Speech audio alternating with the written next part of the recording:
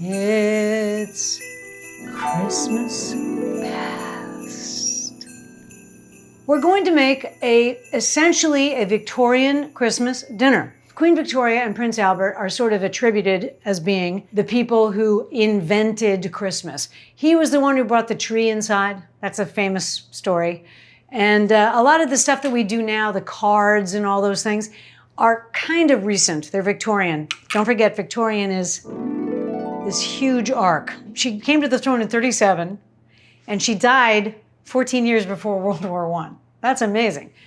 Or 13 years. But we're going to try and recreate something that they might have eaten. So, what's for Christmas dinner? Well, we're going to suggest some sides that we might have made in other episodes. But the main pièce de résistance is what's called a standing rib roast. Looks a little something like that. They're slightly difficult to cook unless you know the big secret, which I'm going to tell you. And it makes a big entrance on your Christmas table. And it's not hard, guys. It's real easy. You just need one piece of equipment. Then we're going to have some extremely luxurious whipped potatoes. They're going to be so deliciously lovely. Then we're going to have a steamed pudding, which is sort of something like a spotted dick. These are steamed puddings. I've made them before, and you think there is no way this is going to work. You cook it in a basin in a water bath. It works. Then we're going to make the infamous Blancmange from Monty Python, which is essentially British panna cotta. I mean, let's be frank, that's what it is. And then we're going to make a nice little drink. It's very easy, called Wassail, which is what they would give carolers when they come to your house. It's really spiced wine, but with cider. And you'll love it. It's beautiful, and it's a fantastic smell in your house, even if you don't serve it. So let's go ahead and think of your sides that you would like to serve with that. Maybe some crispy Romanesco, some shaved Brussels sprouts, all dishes that you can find on Dinner Party Tonight. And let's have a luxurious Victorian Christmas. What is a blancmange? Americans nationwide are murmuring. Well, a blancmange is an English dessert, carefully mispronounced, because English tradition is that you mispronounce French words on purpose. For instance, Wassail Palace is Busely Palace. Beauchamp Terrace in London is Beecham Terrace. It's a fantastic tradition. There's hundreds of them. But blancmange is one of them. It's close, but it's not exactly right. What does it mean, blancmange? It means blanc, white, mange, eat. White eat, or white eating matter is what it means. The reason we wanted to make it is because as a child in boarding school, highly recommended for all children, I ate blancmange and it was the most disgusting thing. It was like milk jello that was so hard that you could press the spoon on it and it wouldn't break apart. Well, that's not how it's supposed to be. That's industrial or institutional blancmange. We're going to make a lovely blancmange that's actually a delightful Christmas treat. So, don't think it's strange. Let's make a blancmange. Jellies were a very popular thing in Victorian times, 80 years, as well as really all the way back to Tudor times. And they used calf's foot because they didn't have gelatin. But anyway, that's what they used back in the day. So a jelly was a sign of tremendous prestige because your cook knows how to use the calf's foot. And they used to layer them with different colors and all this stuff. We're just going to make a very simple molded and then unmolded blancmange that you can make in advance, 2 days. I made several practice batches, and we were eating them at least 5 days after I made them. They were perfectly fine. So it's a good thing to have for Christmas dinner ready. And you can put Christmas flavors in, which is what we're going to do. When we get to the pouring part, I'll explain how you can layer it. But let's go ahead and just make a simple blancmange. So the amounts I'm using, make 4 of these, like a cup. It fills perfectly 4 molds, all right? So you want 2/3 of a cup of milk. I know that's a little bit silly, but here we go. Milk. And then I'm gonna put that into a saucepan like this. And then I'm gonna measure 1/2 cup of cream. 1/2 cup of cream. Into this, we're going to flavor this, okay? You can flavor it with whatever you want, including coloring it. There's a very popular internet thing about strawberry blancmange, which is problematic because it's blancmange, but whatever. And then I'm gonna take the remaining third of milk. It's a little fussy, but it does make the perfect amount. The remaining third, and I'm gonna put it in a bowl like this, okay? Trust me, you should do this. You should bloom your gelatin. In England, and we have some wonderful English fans, they don't use this. They use sheets of gelatin of varying strengths, and it's like, how do you guys memorize all that stuff? Sprinkle this across the surface of your milk. Look, you don't have to do it like this, but trust me, it's better if you do. Make a sort of an even cap. And then you're gonna leave that at least 10 minutes while we're dealing with this. It's gonna bloom, okay? So low heat, you wanna bring this to a simmer, and we're thinking about flavoring.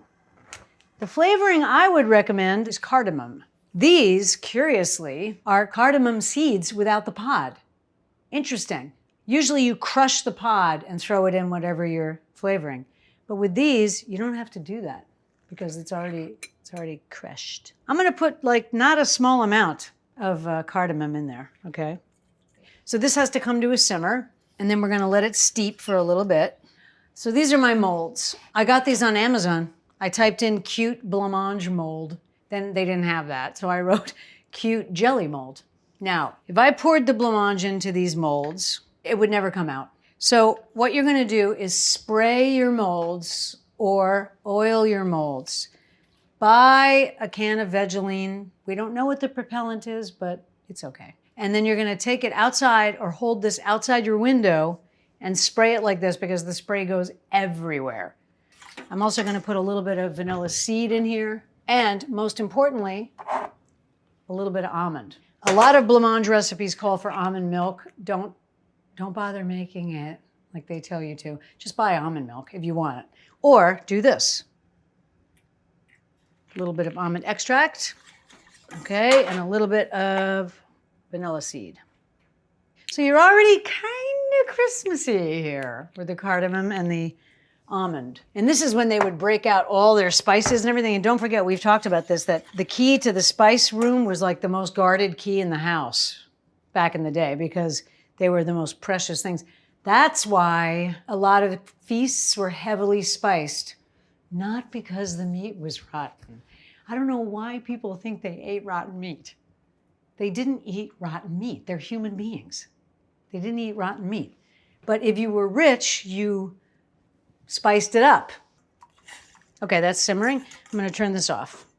And I'm gonna let this kind of steep in itself for just a few minutes. We're waiting for this to bloom. I'm gonna take this outside and spray it.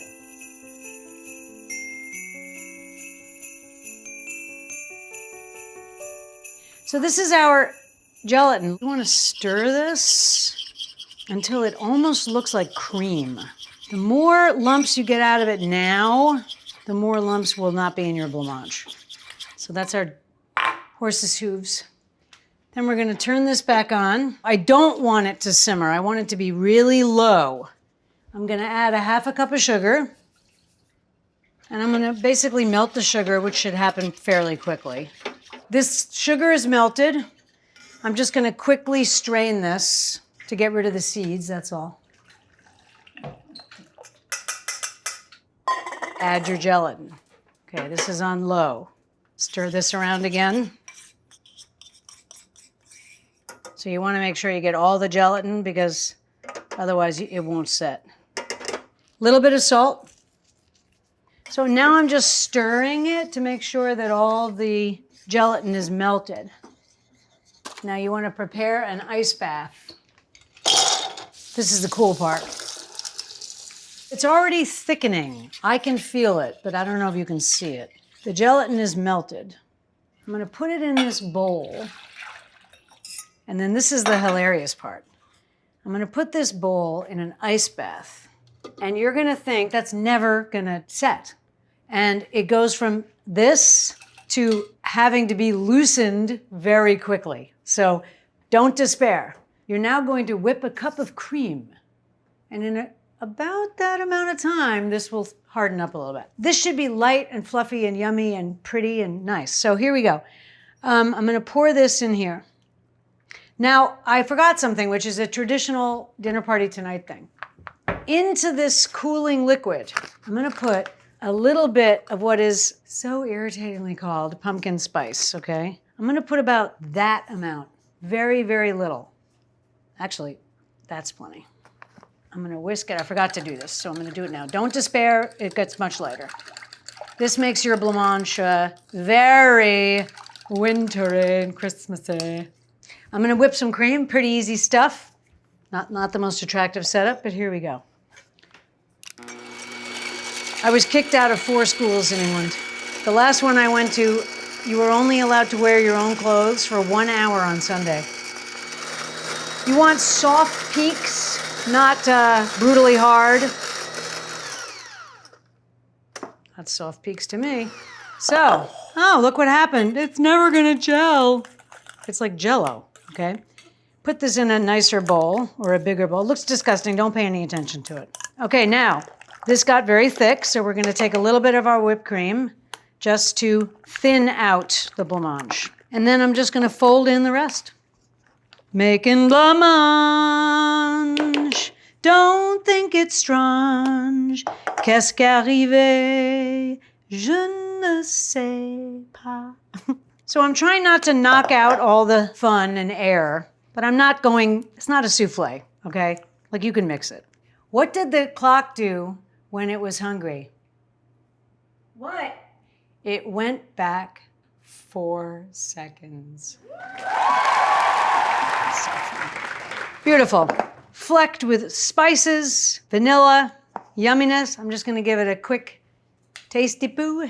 Make sure everything's okay. Oh yeah. Pour this in, not the easiest part of your day. Okay, then you just pour it in. People will be impressed with this. Now, what you could do is color part of this.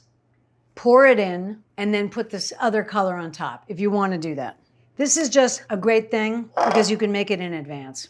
You want everything like that, so that your really difficult stuff, your filet, some of your sauces, etc., you can focus on them instead of doing things like this that make a big mess in the kitchen and take up a lot of time are already done. I'm just gonna smooth out the tops. I'm just doing this for the hell of it, so it has a flat bottom.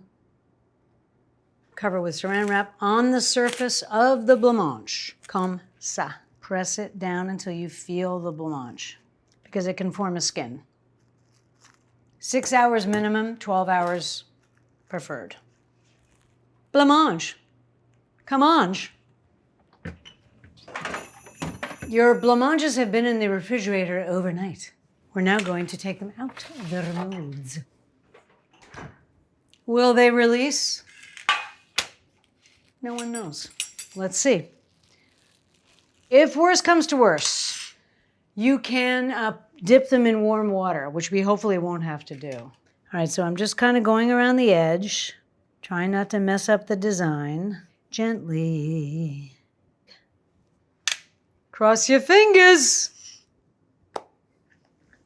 If you have a soft mold, you want to kind of gently squeeze it. So you see how it's wobbling slightly? That's good. These, you can unmold them and they will stay in the fridge, certainly from your app to your dinner, and possibly longer. Beautiful. And so different from when I was a child. So I'm just gonna put this back in the fridge. You could put gently a paper towel over the top if you wanted, but I would just put these back in the fridge until you're ready for service. Blancmange. Standing rib roast. Standing rib roast is really prime rib. Like when you go to a place and you say, I'll have the prime rib, you're having standing rib roast without the bone. When you go to your butcher shop, Hudson & Charles, in my case, the incredible Hudson & Charles, you know, your butcher shop, where of course you always remember to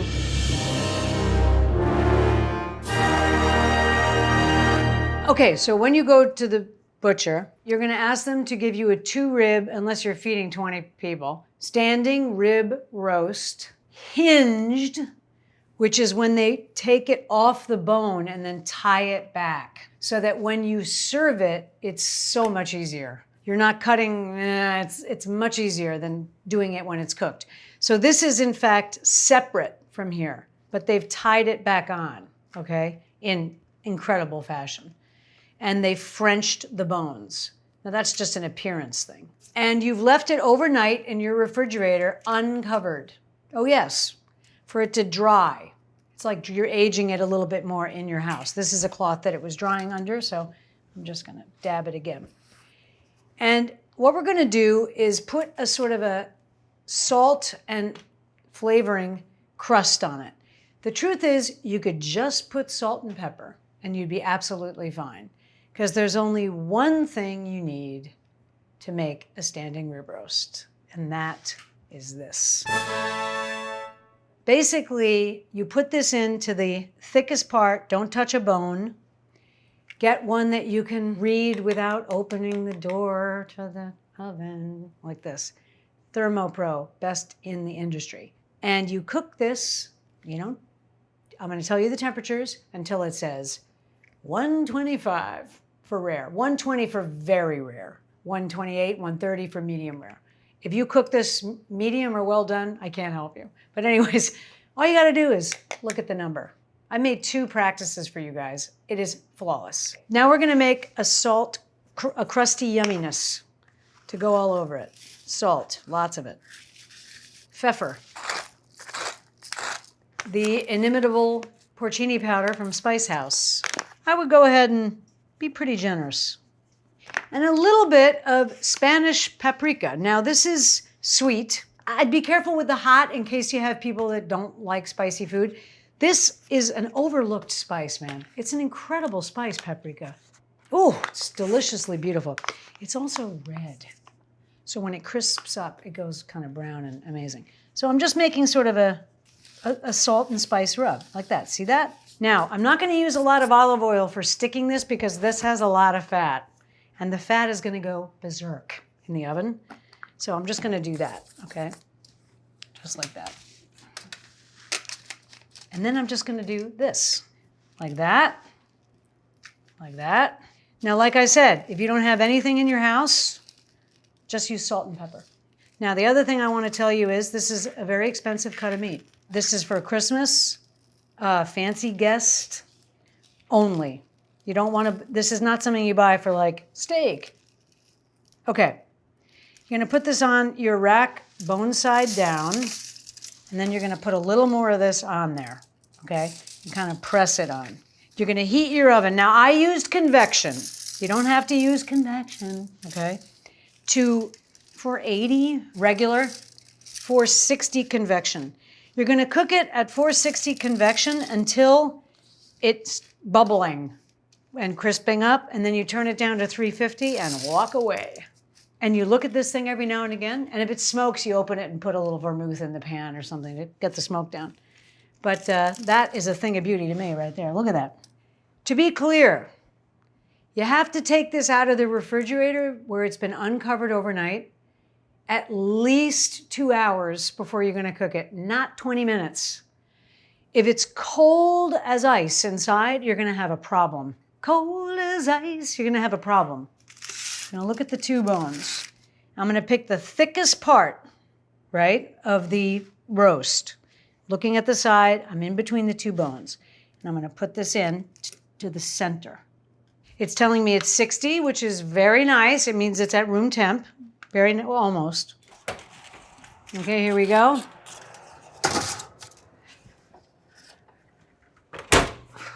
Place this where you can see it, and it won't get knocked over. Now it should start to bubble very quickly if you have it on high enough. I'm gonna put it up a little bit to 470, which is basically 490 normal.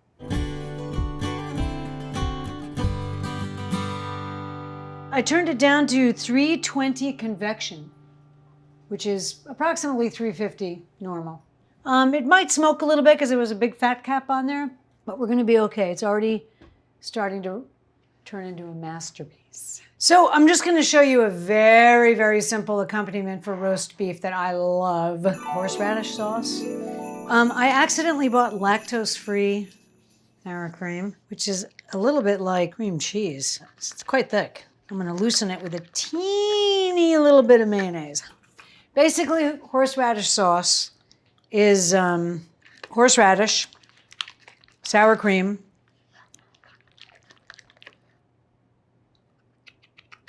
I love horseradish.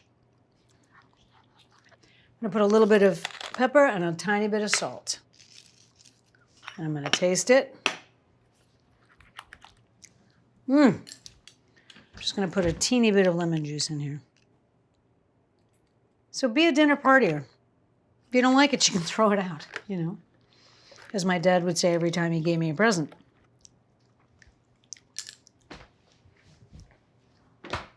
Totally great.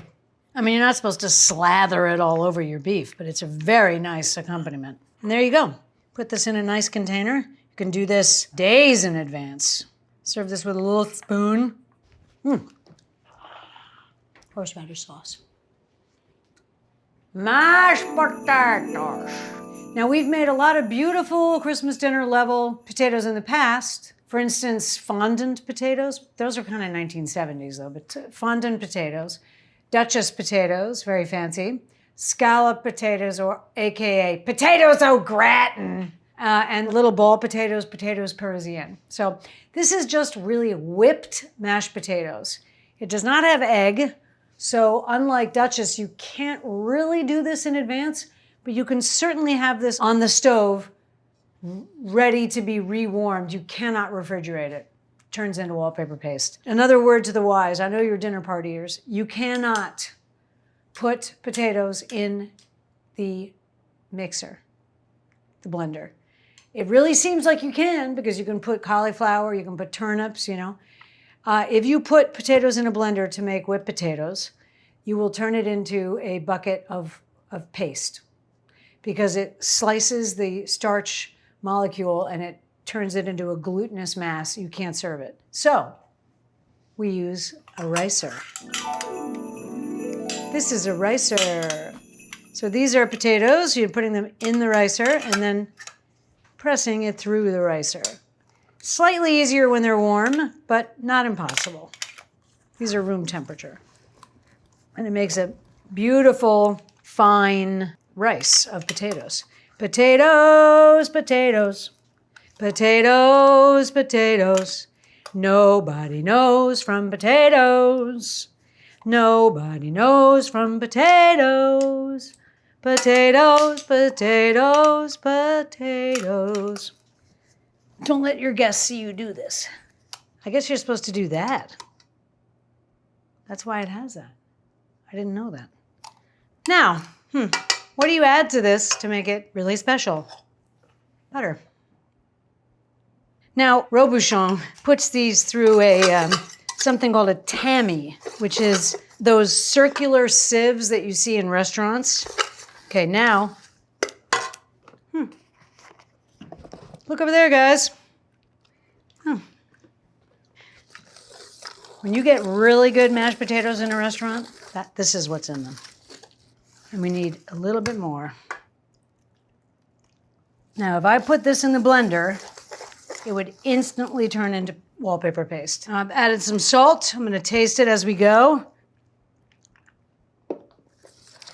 I might move this over to the stove and gently warm it. Low heat.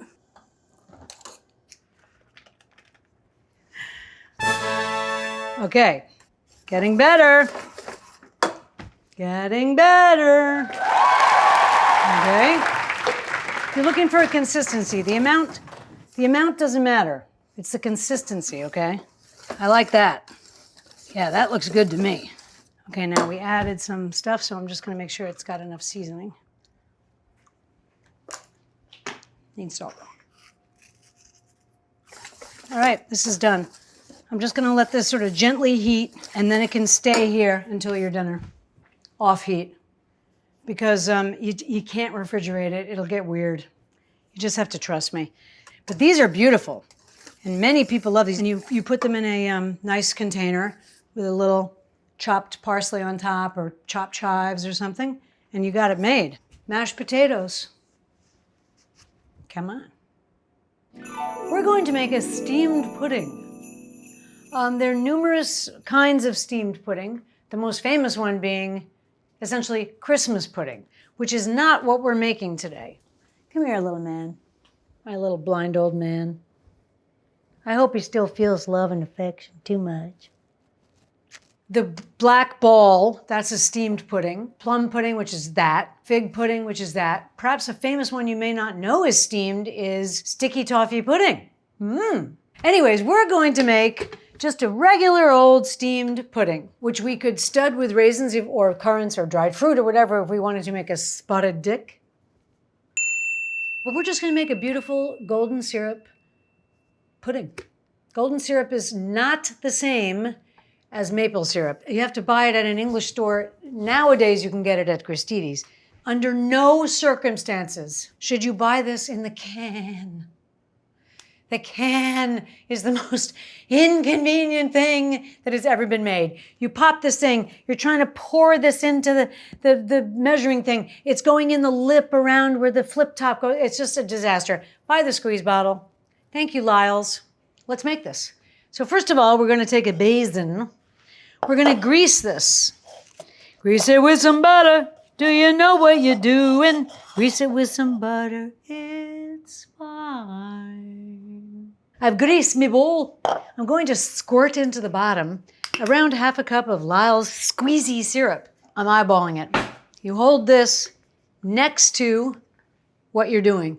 Then you don't have to mess this up. So you imagine how long will it take to fill this? Ready?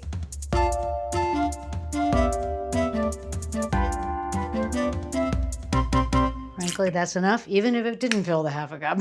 We are now going to prepare the wrapper, parchment paper. Goodbye. You're going to take a sheet of parchment paper and put a pleat down the center. You don't have to do this. Put a pleat down the center. Put a pleat down the center of a piece of tin foil. Line up the two of them. And then you're going to have the interesting experience of trying to tie this onto the top of a bowl. But that's part of the steaming. So let's go ahead and make the cake. We're using the creaming method. This is some castor sugar and some butter. The butter is a stick of butter and a little piece of butter. It's in English measurements. Basically a stick and like a little flick off another piece of butter. Cream that, cream that, cream, cream, cream, cream. So I'm just gonna go ahead and do a little adjustment. This was also a very common dessert in school in England.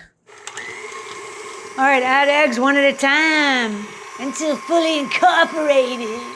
Here we go. 2 eggs, boom. So this is very easy, and it's also very traditional. And don't forget, you can add whatever you want. Dried fruit, spices. Okay, this is incorporating. Just gonna scrape down the sides. All right, I'm just gonna whip this a little bit more. And then I'm gonna add 2/3 of a cup of milk and a cup and a half of self-rising flour. What's self-rising flour? It's flour that they already put the baking powder in. I'm gonna alternate. 1 flour, 1 milk, 1 flour, 1 milk. You know, Leonard's getting really old. He's starting to stumble around a little bit, has a little bit of vertigo. But, you know, it's my great honor to take care of him. Gonna stir this quickly. Looks pretty beautiful to me. And I'm going to put it in this bowl. Lovely, light. You're gonna take your ensemble, paper side down, and you're gonna do this. Isn't it cute? Somebody has to hold this. Come here, Reg. Okay, so I'm now gonna put this in a basin to steam. Voila. So in here I have a little saucer, like a little tea saucer, and this is boiling, conveniently pushing the saucer out of place repeatedly. So I'm placing this in the boiling water. It's in sort of simmering water, medium-low. Putting the lid on. It takes 2 hours. Let's make wassail. How about making a little drink for when guests pop by your house, perhaps after they've been caroling, that also has a funny second job, which is it makes your house smell amazing. Possibly more amazing than mulled wine, because it has that appley scent as well. So wassailing is basically caroling. An interesting thing about caroling is that a lot of the carols that we think of are somewhat Victorian. So if you think of like God Rest Ye Merry Gentlemen, that's a Tudor tune with Victorian words. I like the Hollis Queen's Carol by Run DMC. Yeah, fantastic. And I also love In the Bleak Midwinter, Fairy Tale of New York. Those are all amazing songs. So if anybody should come wassailing to your house, why not have a bowl of wassail? Or perhaps before your Christmas dinner, if it's not too sweet, you could serve this to your guests who are sick of Martinelli cider, which is what everybody gives these poor people who don't drink. Don't give your sober friends Martinelli cider. They want something else, trust me. So let's make them something fun for their wassailing. I love a good carol because they're sad songs. And I only sing sad songs. Paul says all of the songs I've ever written are some kind of variation on Edelweiss. Clean and bright, soft and white. Oh, it's so beautiful. All right, cider. We're going to heat this and then we're going to strain it because we're going to put things that float in it. Cinnamon sticks. Cardamom seeds. Yum. So take a nice, remember the cheap peelers are the good peelers. Take a nice piece of orange peel, and I'm just gonna stick it with cloves, but not many, because cloves can overpower, you know. Maybe 3. And I'm gonna drop it in my wassail. Do you know what mace is? A lot of people don't know. Mace is the wrapper of the nutmeg. It has a sort of a lighter, more florally flavor. This has to be strained, obviously. I'm gonna put a little bit of pumpkin spice, whatever the hell that is. It has nothing to do with pumpkins. I don't understand that. Like that much, actually less. And a little bit of sugar, and I would suggest that you add alcohol. Now, your sober friends can't have it or don't want it then. I say you could put a little bit of rum in it. You could put a little bit of whiskey, bourbon. Vodka, no. So I'm just gonna taste this even though it has the raw spice in it. It's okay. Wow. I'm putting nutmeg in. Fresh nutmeg never hurt anybody. So I'm just gonna put this on. Just ever so gently heat up. And it will heat up and the smell will come from it. And everybody will enjoy it. Okay, low heat.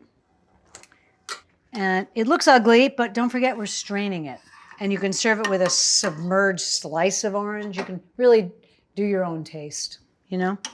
All right, that's wassail. Now, while that's warming up, I have a surprise for you guys. You want to talk about Christmas past? How about these? These are so genius. Here's a Jim Beam, Remy, Cointreau. I'm gonna have this one. Anybody want to try one? Here's a Jim Beam.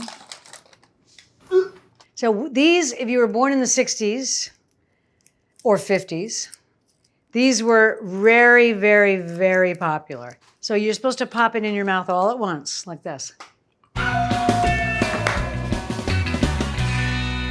I bought the single malt collection, smoky whiskey and a chocolate. And Brandon really loves smoky whiskey. It's his favorite thing. I almost blew his head off when I gave it to him. Chocolate cordials. Christmas past. So this is pretty warm. It's been mulling. I'm now going to strain it into a clean saucepan so we don't have all the bits. I'm going to put this back in. People can avoid that. And I'm going to keep it sort of heated on my stove. And then if people want to have a wassail, they may. I'm gonna have a wassail. Now this ideally would be a large sterno heated bowl for the wassailers coming to your home. It's just a nice thing. Be nice to your friends, man. You don't know what people are suffering. You don't know. Be nice to them. They need it. Here's a little wassail.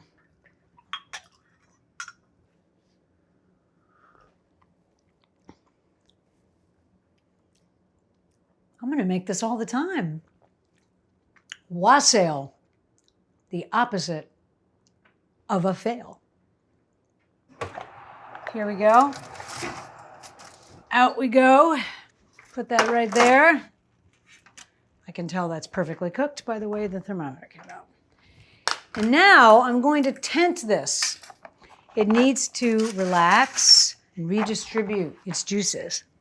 And in this case, you want to tent it pretty tight, not sealed, but pretty tight.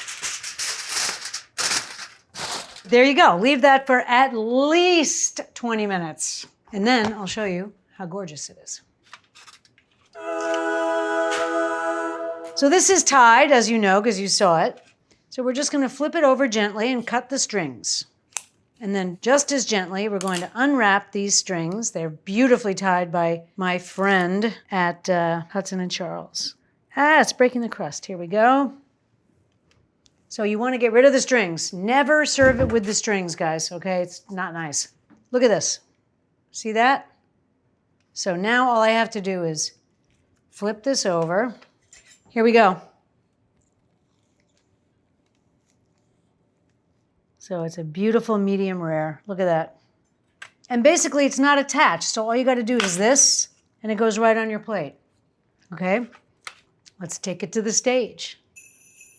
So I'm lifting it out. It's been in there for the 2 hours. It has to sit here for a couple, 5 minutes or so. It's really just a kind of a fun cake. It's best to serve this right away. But the fact that you don't really have to watch it or look at it, and it takes 2 hours, makes it something you could put in the stove during cocktails. Wow, guys. A little bit more delicious than the one at my boarding school. So this is ideally served right away. It will stay, it's hot as hell. It'll stay for a few hours for sure.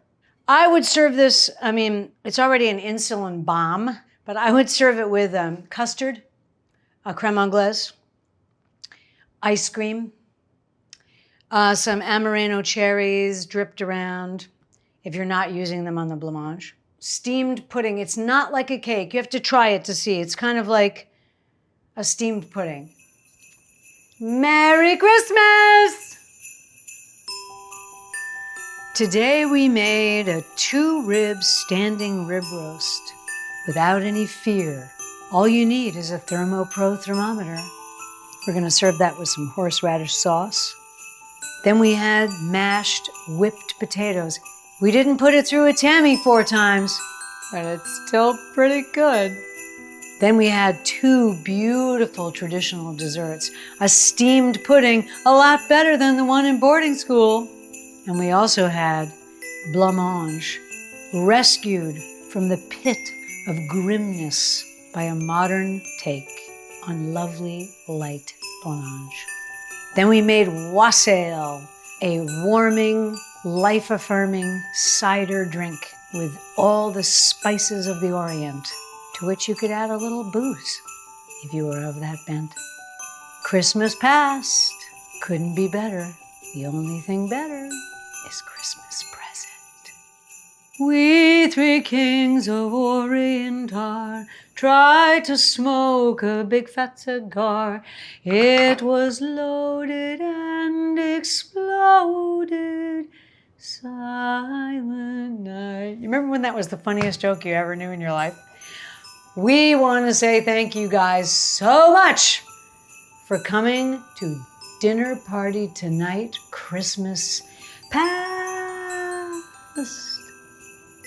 We hope that you'll join us for Christmas Present and Christmas Future. We also want to say we are eternally grateful for your support of our channel and for telling your friends. and for making comments which you don't have to do, and taking the time to talk to us. It bolsters us up and it makes us stronger to proceed to make more episodes for you, which I hope you continue to enjoy, including Christmas present coming down the pike for you. Live! Otherwise, you got nothing to talk about in the locker room. Merry Christmas!